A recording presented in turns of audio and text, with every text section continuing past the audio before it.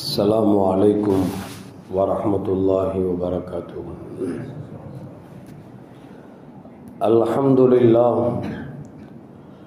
الحمد لله رب العالمين، والصلاة والسلام على أشرف المرسلين وعلى آله وأصحابه وأزواجه وذرياته وأهل بيته أجمعين.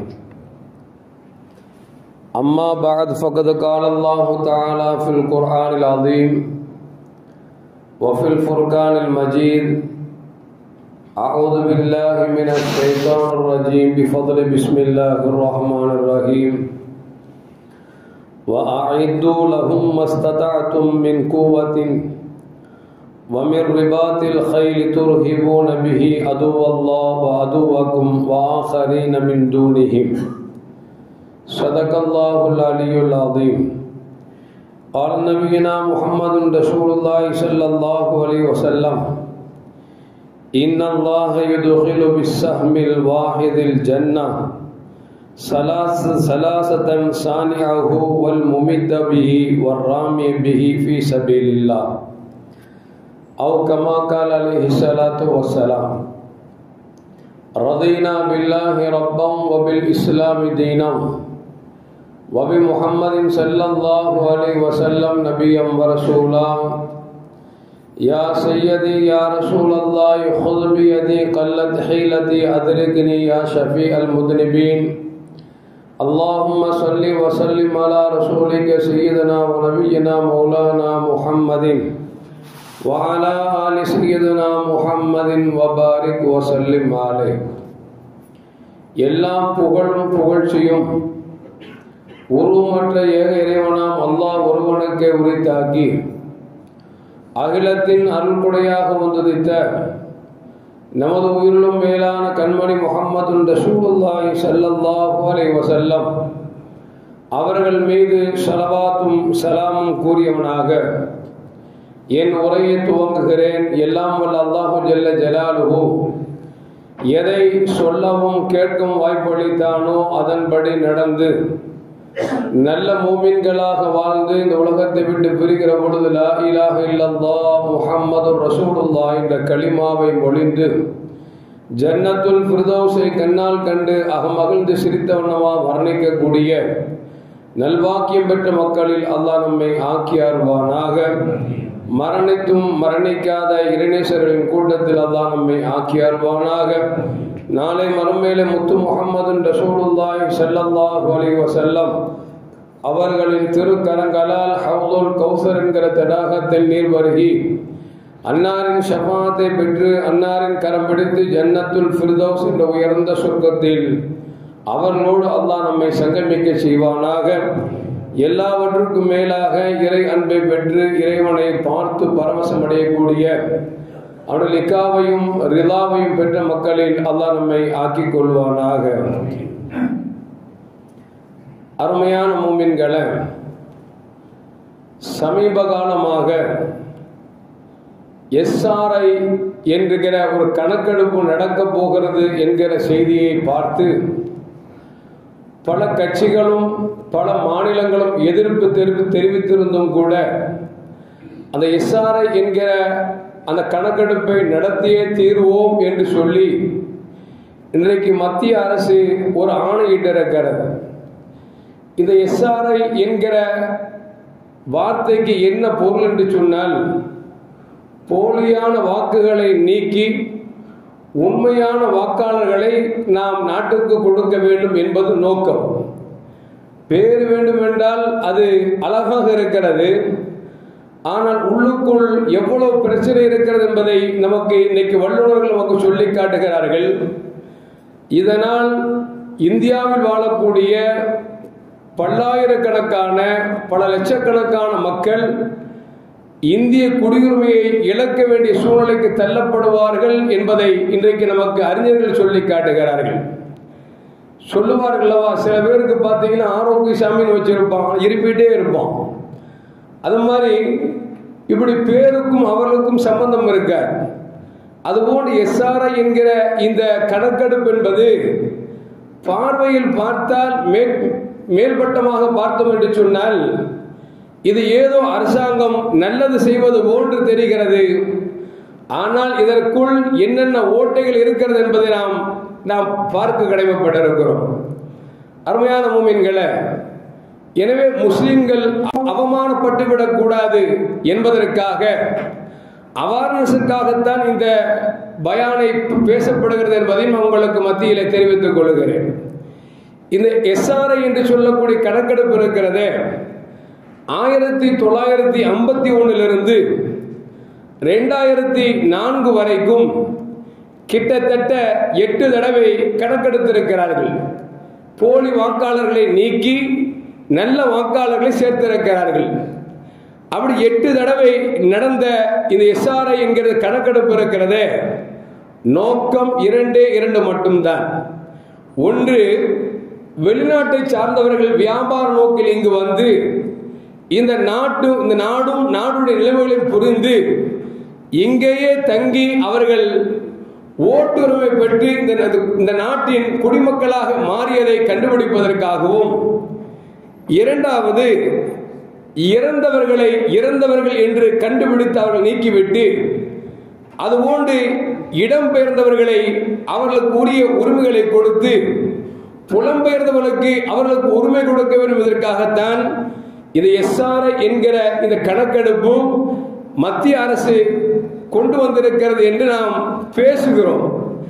ஆனால் இந்த SRI என்கிற சட்டத்தின் மூலமாக தங்களுக்கு சாதகமாக எப்படியெல்லாம் வளைத்துக் கொள்ள முடியுமோ, இந்த ஆட்சியை மென்மேலும் தொடர வேண்டும், அது மட்டுமல்ல ஜனநாயகத்தை குடியோடு புதைத்து இன்றைக்கு மக்களிடத்திலே சர்வாதிகாரத்தை நிலைநிறுத்த வேண்டும் என்று சொல்லி உள்நோக்கத்தின் காரணமாகத்தான் இன்றைக்கு SRI என்கிற அந்த கணக்கெடுப்பை கொண்டு வந்திருக்கிறார் என்பதை அறிஞர்கள் நமக்கு சொல்லி காட்டுகிறார்கள். அருமையான மூமின்களே, அப்படி பார்க்கிற பொழுது கடந்த வாரம் இந்திய தேர்தல் ஆணையம் தமிழ்நாடு உட்பட 12 மாநிலங்களுக்கும் இது SRI திருத்த சட்டம் என்று சொல்லி அறிவித்திருக்கிறார்கள். இந்த அறிவித்ததில் என்னவென்று சொன்னால், தமிழ்நாட்டில் 2025 அக்டோபர் இறுதி வாரம் முதல் 2026 பிப்ரவரிக்குள் இந்த பணி நடைபெறும் என்று சொல்லி இந்த பணியை நடத்துவதற்கு கிட்டத்தட்ட 77,000 அதிகாரிகளை நியமித்திருக்கிறார்கள். 77,000 அதிகாரிகள் நியமித்தது மட்டுமல்ல, இந்த பணி அக்டோபர் 30 முதல், அதாவது நேற்றைக்கு முந்தைய தினத்திலிருந்து தொடங்க ஆரம்பித்து விட்டது. இந்த பணி எதுவரைக்கும் நடக்கும் என்று சொன்னால், நவம்பர் 4 முதல் வருகிற டிசம்பர் 4 வரைக்கும் நடக்கும். இந்த கிட்டத்தட்ட தமிழகத்தில் மட்டும் 4 கோடிக்கு மேல் மக்கள் வாழ்ந்து கொண்டிருக்கக்கூடிய இந்த நிலையில் இந்த ஒரு மாதத்தில் இவர்கள் எப்படி கணக்கெடுப்பார்கள் என்று தெரியவில்லை. ஏனென்று சொன்னால், இதற்கு முன்னால் செய்யப்பட்ட கணக்கெடுப்புகள் பார்த்தோம் என்று சொன்னால், பீகாரில் 2002 முதல் 2004 வரைக்கும் இந்த SIR என்று சொல்லக்கூடிய கணக்கெடுப்புக்கும் மட்டும் கிட்டத்தட்ட 2 வருடங்கள் ஆனது. அதுபோன்று தமிழகத்திலும் எடுத்தார்கள். அந்த கணக்கெடுப்பிற்கு 2 வருடம் ஆனது. 2 வருடம் செய்த அந்த செயலை ஒரே மாதத்தில், இந்த மாதம் 4ஆம் தேதி முதல் டிசம்பர் 4ஆம் தேதி வரைக்குள் எப்படி இவர்கள் கணக்கெடுப்பார்கள் என்பதை கொஞ்சம் யோசித்து பார்க்க வேண்டும். எனவே இன்றைக்கு அறிஞர்கள் சொல்லுகிறார்கள், 2 வருடங்களாக கணக்கெடுத்து சரியான முறையில் கணக்கெடுக்க முடியாத தோல்வியில் இருக்கக்கூடிய நாம் ஒரே மாசத்தில் எப்படி நாம் எடுக்க முடியும் என்று சொல்லி இதை எடுப்பதன் காரணமாக நமக்கு இன்றைக்கு எலெக்ஷன் கமிஷன் ஏதோ ஒரு உள் ரங்கத்தை வைத்திருக்கிறார்கள், சதித்திட்டத்தை வைத்திருக்கிறார்கள் என்பதை நமக்கு சொல்லி காமிக்கிறார்கள். அருமையான மூமின்களே, அப்படி பார்க்கிற பொழுது இன்றைக்கு இந்தியா முழுக்க மிகப்பெரிய சர்ச்சைகள் ஏற்பட்டுக் கொண்டிருக்கிறது. இது உண்மையில் SRI என்று சொல்லக்கூடிய கணக்கெடுப்பு இருக்கிறது, இது ஜனநாயக படுகொலை செய்யக்கூடிய ஒரு கணக்கெடுப்பு என்பதை இன்றைக்கு இந்திய முழுக்க குரல் ஒலித்துக் கொண்டிருக்கிறது. அப்படி பார்க்கிற பொழுது அருமையான மூமின்களே, இன்றைக்கு சர்வாதிகாரம் செய்து கொண்டிருக்கக்கூடிய மத்திய அரசுக்கு முழு சப்போர்ட்டாக இன்றைக்கு தேர்தல் கமிஷன் போய்கொண்டிருக்கிறது என்பதை இன்னைக்கு எல்லா அரசியல்வாதிகளும் பேசிக் கொண்டிருக்கிறார்கள். இப்படி பார்க்கிற பொழுது அருமையான மோமின்களே, கடந்த பாராளுமன்ற தேர்தலில், கர்நாடக சட்டமன்ற தேர்தலிலும், பாராளுமன்ற தேர்தலிலும், கர்நாடகத்தினுடைய சட்டமன்ற தேர்தலிலும் அந்த வாக்கு சேர்ப்பு என்று அல்லது நீக்கம், சேர்ப்பு நீக்கம் என்று செய்த பொழுது அதில் கிட்டத்தட்ட என்ன செய்தார் என்று சொன்னால், அது இல்லாதவர்களை இருப்பதாகவும் இருப்பவர்களை இல்லாதவர்களாகவும் ஆக்கி கிட்டத்தட்ட 6018 விண்ணப்பங்களை போலியாக பதிவு செய்து ஆட்களை சேர்க்கவும் நீக்கம் செய்திருக்கிறார்கள் என்பதை நமக்கு வெளிரகமாக நமக்கு சொல்லி காட்டப்படுகிறது. இதை காங்கிரஸ் தலைவர் சொல்லுகிறார், இப்படி இத்தனை 6018 பேர்களை சேர்த்திருக்கிறீர்கள், நீக்கியிருக்கிறீர்களே, இது உங்களுக்கு தெரியாமல் எப்படி நடந்திருந்தது என்று சொன்னால், எந்த வலைதளங்கள் மூலமா நடந்ததோ ஒவ்வொரு வலைதளங்களுக்கும் ஐபி என்கிற ஒரு கோடு இருக்கிறது. அதை கொண்டு வந்து விட்டால் இது யார் செய்தார்கள் என்று சொல்லி கண்டுபிடித்து விடலாம், அந்த குற்றவாளியை கூண்டில் நிறுத்தி விடலாம் என்று சொல்லி இன்றைக்கு காங்கிரஸ் தலைவர் குரல் கொடுக்கிறார். ஆனால் தேர்தல் கமிஷன் அதை காதில் வாங்கிக் கொண்டு காதில் விழாது போன்று இன்றைக்கு நடந்து கொண்டிருக்கிறது. அருமையான மக்களே, அப்படி பார்க்கிற பொழுது இன்றைக்கு நடக்கக்கூடிய எஸ்ஐஆர் என்று சொல்லக்கூடிய இந்த கணக்கெடுப்பு முழுக்க பித்தலாட்டத்திற்குரிய என்பதை நமக்கு சொல்லி காட்டுகிறார்கள். இந்த மத்திய அரசிற்கு தேர்தல் கமிஷனுடைய ஞானசுரன் என்பவர் முழுக்க அவர்களுக்கு சப்போர்ட் செய்து கொண்டிருக்கிறார் என்பதை இன்றைக்கு காங்கிரசினுடைய தலைவர் ராகுல் காந்தி இன்றைக்கு குற்றம் சாட்டிக் கொண்டிருக்கிறார். அருமையான மோமின்களை, அப்படி பார்க்கிற பொழுது இந்த எஸ்ஐஆர் என்று சொல்லக்கூடிய இந்த கணக்கெடுப்பு எல்லா மக்களுக்கும் ஆபத்தை தரும் என்பதை நமக்கு சொல்லி காட்டுகிறார்கள். ஏனென்று சொன்னால், சமீபத்தில் 2003ஆம் ஆண்டு வாக்காளர் திருத்தப் பணி செய்கிற பொழுது அதை முடிக்க மட்டும் 2 ஆண்டுகள் ஆனதை நாம் சொன்னோம் அல்லவா? தமிழகத்திலும் அதே போன்று 2 ஆண்டுகள் ஆனது என்று சொன்னோம் அல்லவா? இதிலே பல கோளாறுகள் நடந்திருக்கிறது என்பதை வெளிரங்கமாக தெரிவித்தது மட்டுமல்ல, இன்றைக்கு பீகாரிலே கிட்டத்தட்ட 7,89,00,000 மக்கள் வசித்துக் கொண்டிருக்கிறார்கள். வருகிற 6ஆம் தேதியும் 11ஆம் தேதியும் அங்கே தேர்தல் நடக்க இருக்கிறது. தேர்தல் ஆணையம் என்ன செய்கிறது என்று சொன்னால், 5 மாதத்திற்கு முன்னால் எஸ்ஐஆர் கணக்கெடுக்க வேண்டும் என்று சொல்லி கணக்கெடுத்து கிட்டத்தட்ட அதில் 72 லட்சம் மக்களை, ஓட்டு உள்ள மக்களை ஓட்டு இல்லாதவர்களாக ஆக்கி அவர்கள் இன்றைக்கு ஆளும் கட்சிக்கு சப்போர்ட்டாக அவர்கள் சாதிக்கலாம் என்று நினைத்தார்கள். ஆனால் நடந்த குளறுபடிகளை, நடந்த தில்லுமுழுகளை கண்டுபிடித்து 72 லட்சம் பேர்களை தேர்தலுக்கு ஓட்டு போடுவதற்கு தகுதியில் என்று சொல்லியிருக்கிறீர்களே, நீங்கள் அந்த 72 லட்சம் மக்கள் யார் யார் நீங்கள் கணக்கு கொடுங்கள் என்று சொல்கிற பொழுது இன்றைக்கு தேர்தல் கமிஷன் சொல்லுகிறார், அது நாங்கள் தர வேண்டிய அவசியம் இல்லை என்று சொல்லுகிறார். 72 லட்சம் பேரை ஓட்டு போடுறதுக்கு தகுதி இல்லை அப்படின்னா நாட்டில் இருக்கிறதுக்கும் தகுதி இல்லைன்னு அர்த்தம். அப்ப நாட்டில் இருக்க தகுதி இல்லைன்னு சொல்லக்கூடிய அளவிற்கு இன்றைக்கு தேர்தல் கமிஷன் போகிற பொழுது நாட்டு மக்கள் மீது அக்கறை காட்டக்கூடிய தலைவர்கள் சொல்கிறார்கள், அந்த 72 லட்சம் மக்களை நீங்கள் எங்களுக்கு சாருங்கள் என்று சொல்கிற பொழுது அவர்கள் சொல்கிறார்கள், நாங்கள் சொல்ல வேண்டிய அவசியம் இல்லை என்று சொல்கிறார்கள்.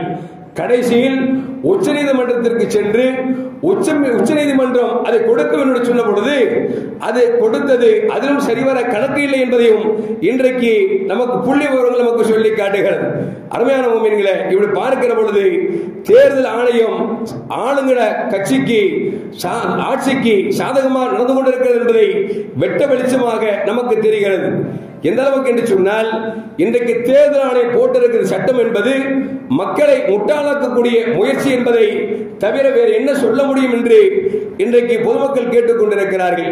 அருமையான மோமின்களே, அப்படி பார்க்கிற பொழுது அதிலும் குறிப்பாக இந்த எஸ்ஐஆர் என்று சொல்லக்கூடிய கணக்கெடுப்பின் மூலியமாக முஸ்லிம்களை குறிவைத்துத்தான் அவர்கள் செய்கிறார் என்பதை நமக்கு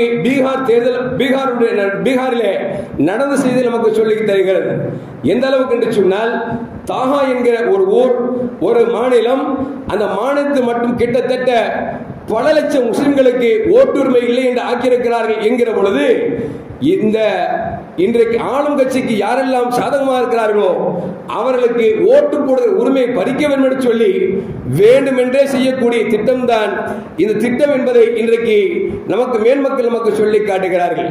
அது மட்டுமல்ல அருமையான மோமின்களே, அவர்கள் இந்த எஸ்ஐஆர் கணக்கெடுக்கிற பொழுது நம்ம ஆதாரமாக எதை காமிப்போம்? இன்றைக்கு உச்சபட்சமாக இருக்கக்கூடிய ஆதார் கார்டு இன்றைக்கு எல்லோருக்கும் வந்து விட்டது. ஆதார் கார்டு காமிப்போம், அப்படி இல்லை அப்படின்னா ரேஷன் கார்டு காமிப்போம், அப்படி இல்லை அப்படின்னு சொன்னா நம்ம என்ன செய்வோம்? வாக்காளர் அட்டையை காமிப்போம். இந்த மூன்றும் செல்லாது என்று சொல்லி எஸ்ஐஆர் அந்த கணக்கெடுப்பு நமக்கு சொல்லி காட்டுகிறது. எல்லா மனுஷன் இருக்கிறது என்ன அப்படி இருக்கும்? வாக்காளர் அட்டை இருக்கும், ரேஷன் கார்டு இருக்கும், ஆதார் கார்டு இருக்கும். இந்த மூணு தான் எல்லோருக்கும் பத்திரமாக வைத்திருப்பார்கள். இந்த மூன்றும் கூடாது என்று சொல்லி எஸ்ஐஆர் கணக்கெடுப்பு சட்டம் நமக்கு சொல்லி காட்டுகிறது. அப்ப எதெல்லாம் இருக்கணும் அப்படிங்கிறத அவர் வரையறுக்கிறான். 11 ஆதாரங்கள் இருந்து 11 ஆதாரங்களில் ஏதாவது ஆதாரங்கள் இருந்தால் மட்டும்தான் செல்லும் என்று சொல்கிறார்கள். உடனே கட்சிக்காரங்க என்ன செய்யறாங்க அப்படின்னா, அரசியல்வாதிகள் என்னங்க ஆதார் கார்டு கூடாதுங்கிறீங்க? ஆதார் கார்டு இன்றைக்கு பேங்க் மட்டுமல்ல எல்லா வஸ்துக்களிலும் இன்றைக்கு இணைக்கப்பட்டிருக்கிறது. ஆதார் கார்டு ரொம்ப முக்கியம் என்று சொல்லி நீங்கள் தான் வாங்கினீர்கள்.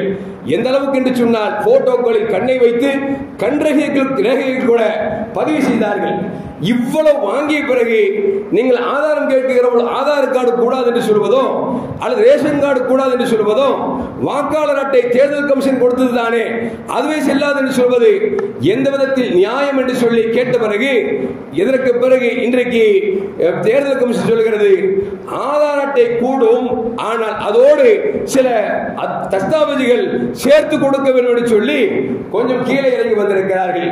அவர்கள் சொல்லக்கூடிய விஷயங்களில் என்னவென்று சொன்னால் 11 விஷயங்கள் அவர்கள் சான்றிதழ்கள் இருக்க வேண்டும் நமக்கு சொல்லி காட்டுகிறார்கள்.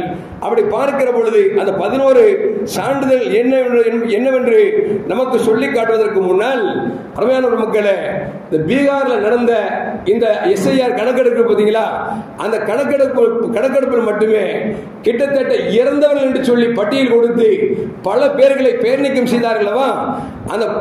அந்த நீக்கம் செய்தது என்பது தவறு, குளறுபடி இருக்கிறது, இதில் ஏமாற்றம் இருக்கிறது என்று சொல்லி நமக்கு யோகேந்திரநாத் யாதவ் என்று சொல்லக்கூடியவர் நீதிமன்றத்தில் நிரூபித்திருக்கிறார். ஏன் என்று சொன்னால், இவர்கள் யாரெல்லாம் இறந்து விட்டார்கள் என்று சொல்லி பட்டியல் போட்டார்களோ, அந்த ஓட்டெடுப்பை அவர் தள்ளுபடி செய்தார்களோ, அதில் 7 பேர்கள் உயிரோடு அவர் உயர்நீதிமன்றத்தில் கொண்டு இவர்களெல்லாம் செத்துவிட்டார்கள் என்று சொல்லி இவர்கள் தேர்தலை ஓட்டு போட முடியாது நீக்கி இருக்கிறார்கள். ஆனால் இந்த உயிரோடு இருக்கிறார்கள், இவர்களுக்கு ஓட்டு இல்லை, உரிமை பறிக்கப்பட்டிருக்கிறது என்று சொல்லி யோகேந்திர யாதவ் என்று சொல்லக்கூடியவர் நிரூபித்ததன் காரணமாக இன்றைக்கு அரசாங்கம் கொஞ்சம் ஆடி போயிருக்கிறது. எதற்கு சொல்வர் என்று சொன்னால், இந்த எஸ்ஐஆர் என்கிற சட்டம் இருக்கிறது முழுக்க முழுக்க காவிகளுக்கு சாட்சியாக தங்களுக்கு ஆட்சியை மீண்டும் தொடர்ந்து நடத்துவதற்காக செய்யப்பட்ட ஏற்பாடை தவிர உண்மையில் இது போலியான வாக்காளர்களை நீக்குவதோ இறந்தவர்களை நீக்குவதோ சேர்க்க வேண்டியவர்களை சேர்ப்பதோ என்பதல்ல. தனக்கு யார் ஆதரவு தருகிறார்களோ அவர்களை சேர்ப்பதும், நமக்கு யார் எதிராக இருக்கிறார்களோ அவரை நீக்க வேண்டும் என்கிற ஒரே காரணத்திற்காக தான் இந்த எஸ்ஐஆர் என்கிற இந்த கணக்கெடுப்பை கொண்டு வந்திருக்கிறார்கள் என்பதை இன்றைக்கு மக்கள் எல்லோரும் சொல்லிக் கொண்டிருக்கிறார்கள்.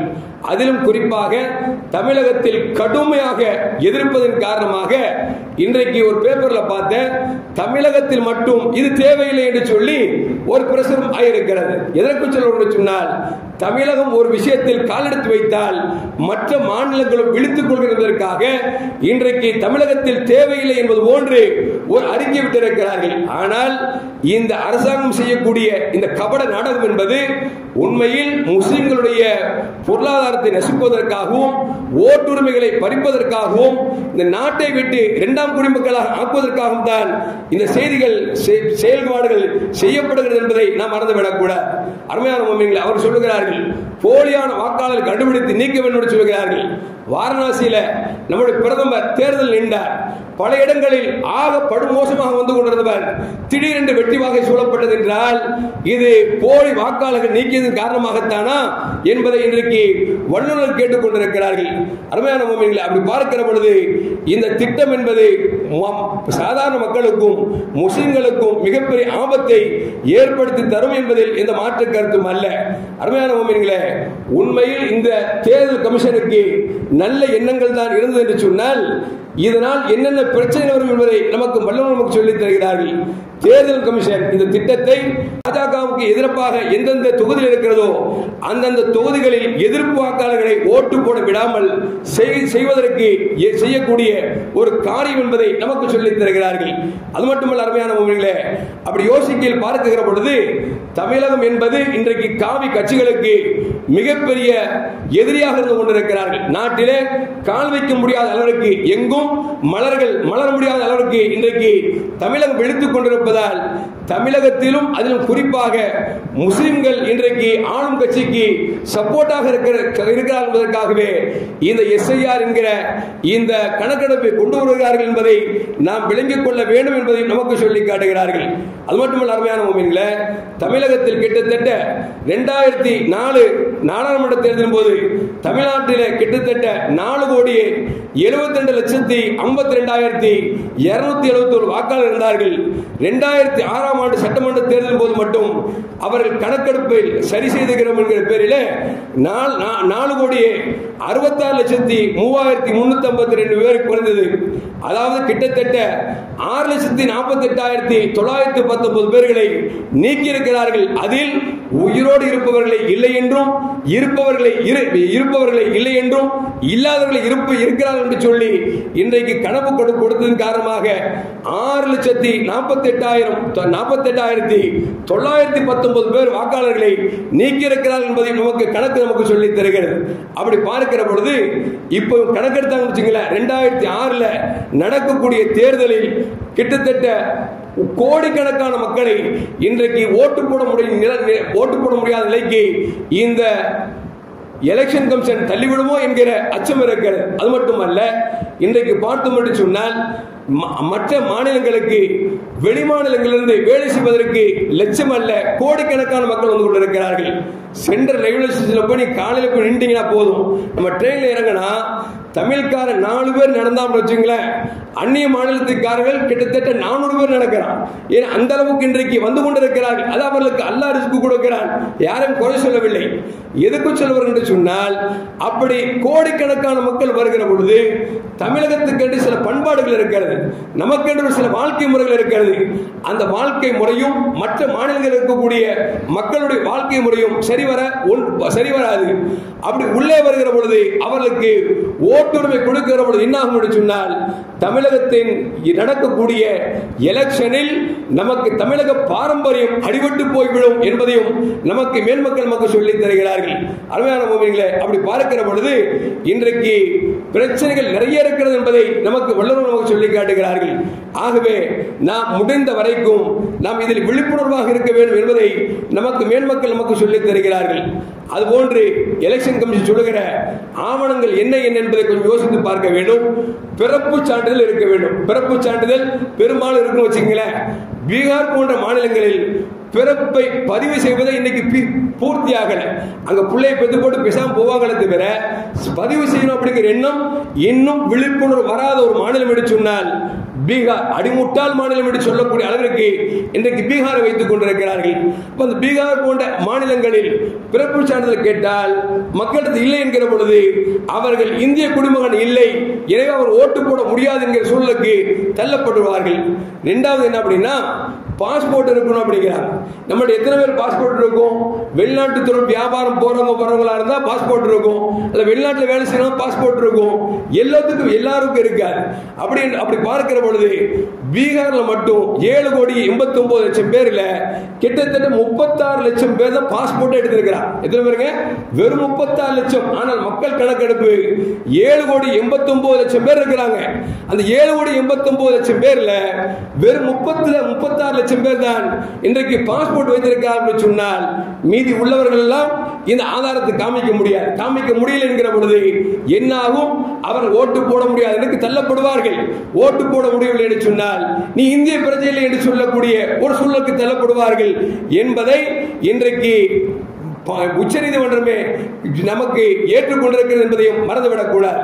அது மட்டுமல்ல, படிப்பு சான்றிதழ், மெட்ரிகுலேஷன் படிக்கிறத படிப்புல நாம என்ன படிச்சிருக்கோம் அப்படின்னு படிப்பு சான்றிதழ் இருக்கும். 4வது நிரந்தர குடியிருப்பு சான்றிதழ். நிரந்தர குடியிருப்பு சான்றிதழ் எனக்கு என்னன்னு தெரியல, என்ன கேட்கிறான்னு தெரியல.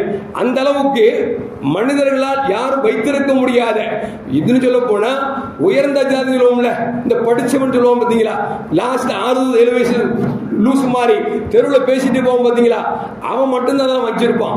அப்படிப்பட்ட சான்றிதழ், நிரந்தர குடியிருப்பு சான்றிதழ் வேணுமா. அதுக்கப்புறம் 5வது வன உரிமை சான்றிதழ், காட்டு சான்றிதழ் எங்க போய் கேட்கறது நமக்கு தெரியல, வன உரிமை சான்றிதழ் வேணுமா. அப்புறம் என்ன, ஜாதி சான்றிதழ். 7வது மத்திய மாநில அரசு ஊழியர் அடையாள அட்டை, பென்ஷன் அட்டை இருக்கணுமா. 8வது என்ன அப்படின்னா பொதுத்துறை நிறுவனத்தினுடைய அடையாள அட்டை. 9 மத்திய மாநில அரசுகள் மூலம் வழங்கப்பட்ட இதர திட்ட அடையாள ஆவணங்கள், இதுவெல்லாம் வேண்டும் என்று கேட்கிறார்கள். 10வது என்ன அப்படின்னா மாநில மற்றும் உள்ளூர் அதிகாரிகளால் தயாரிக்கப்பட்ட குடும்ப பதிவேடு. 11 என்ஆர்சி நடைமுறை உள்ள பகுதிகளில் அந்த சான்று. இந்த 11 சான்றிதழில் ஏதாவது ஒன்று இருந்தால் மட்டும்தான் நீங்கள் வருகிற தேர்தலில் ஓட்டு போட முடியும். நீங்கள் ஓட்டு போட முடியும் என்றால் மட்டும்தான் நீங்கள் இந்திய பிரஜைகள் இல்லை என்று சொன்னால் 2ஆம் தர இந்திய குடிமக்கள் என்பதை இன்றைக்கு அரசாங்கம் நம்மை ஒதுக்குவதற்கென்று மனிதத்தில் இல்லாத இன்னைக்கு தஸ்தாவேஜுகளை கேட்டுக்கொண்டிருக்கிறார் என்பதை கொஞ்சம் யோசித்து பார்க்க வேண்டும். இன்னைக்கு ஆதார் கார்டு எவ்வளவு பிரச்சனை கொண்டு வந்தானுங்க. ஆதார் கார்டு பேங்க்ல சேர்க்கல அப்படின்னா உடனே போன் பண்ணி, சார் உங்களுடைய ஆதார் கார்டு இணைக்கப்படவில்லை என்று சொன்னால் உங்களுடைய அக்கௌண்ட் கட்டாகிவிடும் என்றெல்லாம் எத்தனை மிரட்டினானுங்க. எல்லாத்தையும் மிரட்டிட்டு இப்ப சொல்றான் ஆதார் கார்டு செல்லாது அப்படிங்கிறான். ஓட்டு ஐடி அப்படிங்கிறது எலெக்ஷன் கமிஷன் கொடுத்தது, அவன் கொடுத்துட்டு அவனே சொல்றான் செல்லாது அப்படிங்கிறான். அடுத்து என்ன, குடும்ப அட்டை, ரேஷன் கார்டுங்கிறது ரொம்ப ரொம்ப முக்கியமானது சொல்றாங்க. அதாவது தண்ணி வெள்ளத்தில் அடிச்சா கூட ரேஷன் கார்டு கையில தூக்கிட்டு அடிச்சுவாங்க, வாய் வரைக்கும் தண்ணி தான் தத்தளித்து போவாங்க. ஏன்னா நம்ம காப்பாற்றப்பட்டு விட்டால் இந்த ரேஷன் கார்டு என்ன செய்யும், அரிசி போடும், கோதுமை தரும், படிப்பு பிள்ளைக்கு ஸ்கூலுக்கு சேர்க்கணும் அப்படின்னு அந்த ரேஷன் கார்டை பத்திரப்படுத்தினா இந்த 3 செல்லாது என்று அறிவிக்கிறார் என்று சொன்னால் இந்த மத்திய அரசும் தேர்தல் ஆணையமும் இது மக்கள் மீது நல்லெண்ணம் கொண்டல்ல, மாறாக இவர்களுக்கு சாதகமாக வளைத்துக் கொள்வதற்காக இந்த ஆட்சியை மென்மேலும் தொடர வேண்டும். இன்னும் சொல்ல போனால் ஜனநாயகத்தை அடியோடு ஒழித்துவிட்டு இன்றைக்கு அவர்கள் திமிர்பிடித்த ஆட்சியை கொண்டு வருவதற்காகத்தான் இதையெல்லாம் செய்கிறார் என்பதை நாம் மறந்துவிடக் கூடாது. அருமையான முஃமின்களே, அப்படி பார்க்கிற பொழுது நம் வீட்டுக்கு வருகிற பொழுது வருகிற 4ஆம் தேதி முதல் இந்த வர நாள் 2-3 நாள் இருக்கு. இதுல இருந்து கிட்டத்தட்ட 77,000 பேரை தமிழகத்துக்கு நியமிச்சிருக்கிறாங்க. அப்படி இந்த 77,000 பேர் யாராவது வருவான். வரக்கூடிய இந்த மாசம் இருக்குது மழை மாசம், அதுன்னு சொல்லிட்டான். வருகிற 3ஆம் தேதியிலிருந்து கடும் மழை இருக்கிறது என்று அன்றைக்கு அரசாங்கம் எச்சரிச்சிருக்கிறது. ஏன்னா அந்த அளவுக்கு மழை காலம் சாதாரண காலத்திலேயே ஒழுங்கா வேலை செய்ய மாட்டான் யாரு, அந்த அரசாங்கத்தை சொல்லுவாங்கல்ல, கடிதம் வச்சாலும் கவர்மெண்ட்ல மேய்க்கணும் அப்படின்பா. ஏன்னா கையெழுத்து மட்டும் போட்டா போதும், சம்பளம் வந்துடும். அந்த அளவுக்கு மோசமான சூழ்நிலை இன்னைக்கு இருந்துட்டு இருக்கு. அதிலும் மழை காலத்துல எவனாவது வேலை செய்வான் அப்படின்னா எவனும் வேலை செய்ய மாட்டான். அப்ப 4+4 பார்க்கறதுக்குள்ள ஒரு மாசம் கடகடன் ஓடிடும். யாருமே நிர்வகிக்க முடியாது. அப்ப யாரெல்லாம் நம்முடைய தஸ்தாவேஜ் சரிப்படவில்லையோ அவர்களுக்கு ஓட்டு இல்லை என்று சொல்லக்கூடிய அளவிற்கு நாம் ஒதுக்கப்படுவோம் என்பதை நாம் மறந்துவிடக் கூடாது. அதனால அரசாங்கம் நீங்கள் செய்யக்கூடிய தில்லுமுடுகளை கொஞ்சம் யோசித்து செய்ய வேண்டும் என்பதை நமக்கு மேல்மக்கள் நமக்கு சொல்லி தருகிறார்கள். அருமையான முஃமின்களே, அல்லாஹ் ஜல்ல ஜலாலுஹு குர்ஆனிலே சொல்வான், நான் மேலே ஓதிக்காடி வசனம் சொல்வான், வஅஇது லஹும் மஸ்ததஅதும் மின் குவத்தின் வ மின் ரிபாதில் கைரி துர்ஹிபூன பிஹி அதுவல்லாஹ் வ அதுவக்கும் வ ஆகரின மின் தூனி. இந்த ஆயத்தில் அல்லாஹ் என்ன சொல்றான், உங்களால் முடிந்த அளவிற்கு சக்திகளை நீங்கள் மெருகூட்டிக் கொள்ளுங்கள். எதுக்குங்க? போராடுறதுக்கா, சண்டை போடுறதுக்கா? இது போர்க்களத்தில் இறக்கப்பட்ட ஆயுத்து தான். ஆனா அல்லாஹ் நமக்கு என்ன சுசமா சொல்லித்தரான்? இந்த மாதிரி SIR சொல்லக்கூடிய சட்டத்தையும் போட்டு நினைச்சுவான், உங்களை முடிஞ்ச வரைக்கும் ஓட்டு போடாத உரிமைகளை இழக்க வைப்பான், நாட்டை விட்டு 2வது குடிமக மக்களாக ஆக்குவதற்கு முயற்சிப்பான். அந்த நேரத்தில் நீங்க நினைச்சீங்கன்னா உங்க சக்திகளை நீங்கள் பயன்படுத்துங்கள். என்ன இதுக்கு எதிர்ப்பு தெரிவிங்க. யாரா எதிர்ப்பு தெரிவிச்சாங்களா அந்த கூட்டத்தில் போய் நீங்க நினைச்சீங்க கோஷம் போடுங்க, வலுமை என்ன செய்யுங்க, எதிர்ப்பு தெரிவிங்க என்பது மட்டுமல்ல, அல்லாஹ் சொல்லுவான் வமின் ரிபாத்தில் கைலி துருஹிபூன பிஹி, நீங்கள் கட்டி வைத்திருக்கிற குதிரைகளை நீங்கள் தயார் செய்யுங்க அப்படிங்கிறான். அப்படி என்ன நம்முடைய தஸ்தாவேஜ் இந்த கூமுட்டை தான் 3 கூடாதுன்னு சொல்லிச்சு இல்ல, ஆதார் கார்டு கூடாது, ரேஷன் கார்டு கூடாது, அப்புறம் என்ன ஓட்டர் ஐடி கூடாது சொல்லிட்டான்ல. அப்ப வேற 11 சொல்லி இருக்கிறான். இதுல ஏதாவது ஒண்ணு இருக்கான்னு மனுஷனும் முயற்சி பண்ணணும். இல்ல அப்படின்னா அதுக்குள்ள வழிகளை தேடிக்கொள்ள வேண்டும். ஏன்னு சொன்னால் அவன் வர்ற நேரத்தில் நீங்க இல்லைன்னு சொல்லிட்டீங்கன்னு வச்சுங்களேன், உங்களை செத்து போயிட்டாருனோ அல்லது வீட்டு இல்லைன்னையோ அல்லது இவர் தமிழகத்தை சார்ந்தவர்கள் எழுதித்தான் வச்சுங்க. அப்ப என்ன செஞ்சாலும் ஒண்ணும் பண்ண முடியாது. ஏன்னா அரசாங்கமா மக்களா என்று பார்க்கிற பொழுது மக்கள் பலமாக வெடித்தால் அரசாங்கம் ஒன்றும் செய்ய முடியாது. அவன் வேலை அவனுக்கு என்ன அப்படின்னு சொல்லி போயிட்டாங்கன்னா அரசாங்கம் எது வேண்டாலும் சாதித்து விடும். எனவே அல்லாஹ் சொல்றான், உங்கள் சக்தியை கொண்டு எதிருங்கள், நீங்கள் உங்கள் ஆதாரங்களை தஸ்தாவேஜுகளை தயார்படுத்திக் கொள்ளுங்கள் என்று சொல்லி அல்லாஹு ஜல்ல ஜலாலுஹு இந்த வசனத்தை இறக்கிய பொழுது நபிகள் நாயகம் ஸல்லல்லாஹு அலைஹி வஸல்லம் அலா இன்ன ரம்ய ஹுவ குவா, அம்பெறிந்திருக்கிறது அதுதான் வலுவில் மிக வலுவானது என்று சொல்லி பெருமானார் ஸல்லல்லாஹு அலைஹி வஸல்லம் 3 தடவை சத்தம் போட்டு சொன்னார்களாம். அப்படி என்று சொன்னால் நாம் இன்றைக்கு இந்த ஆயத்தை நமக்கு சொல்லித் தருவது என்று சொன்னால், இப்படிப்பட்ட கைமத்தமான மோசமான மக்களுக்கு எதிரியாக இருக்கக்கூடிய இந்த அரசாங்கம் இருக்கிற மக்களை நாட்டை விட்டு துரத்த வேண்டும் ஆசைப்படுகிறார்கள், 2ஆம் பட்ச மக்களை ஆக்க ஆசைப்படுகிறார்கள். எனவே அந்த சூழ்நிலைக்கு நாம் தள்ளப்பட்டு கஷ்டப்படுவதை விட அவமானப்படுவதை விட நாம் என்ன செய்ய சொன்னால் என்னென்ன தஸ்தாவேஜ் கேட்கிறார்களோ அந்த ஆதாரத்தை எடுத்துக்கொள்ள வேண்டும் என்பதை நமக்கு இந்த ஆயத்தும் ஹதீஸும் நமக்கு சொல்லி காட்டுகிறது. நபிகள் நாயகம் ஸல்லல்லாஹு அலைஹி வஸல்லம் இன்னல்லாஹ் யுத்ஹிலு பிஸ்ஸஹ்மில் வாஹிதில் ஜன்னah, ஒரு அம்பை கொண்டு 3 பேர்கள் சொர்க்கம் செல்வார்கள் என்று சொன்னார்கள். சொல்லிட்டு சொன்னாங்க, ஒன்னு யார் அப்படின்னா அம்பை செய்தவர், இன்னொன்று அம்பை எய்தவர், இன்னொருவர் அல்லாஹ்வின் பாதையிலே அதை பயன்படுத்தியவர். 3 பேரும் சொர்க்கம் செல்வார்கள் என்று நபிகள் நாயகம் ஸல்லல்லாஹு அலைஹி வஸல்லம். அந்த அடிப்படையில் நம்ம சமீபத்து நம்ம பக்கத்து வீட்டில் யாரோ தஸ்தாவேஜ் இல்லை அப்படின்னா அது எப்படி எடுத்து நம்ம சொல்லிக் கொடுக்கணும். ஏன்னா அப்படி சொல்லிக் கொடுத்த தப்பிச்சிட்டாருன்னா நமக்கும் சொர்க்கம் இருக்கிறது என்பதை விளங்கிக் கொள்ள வேண்டும்.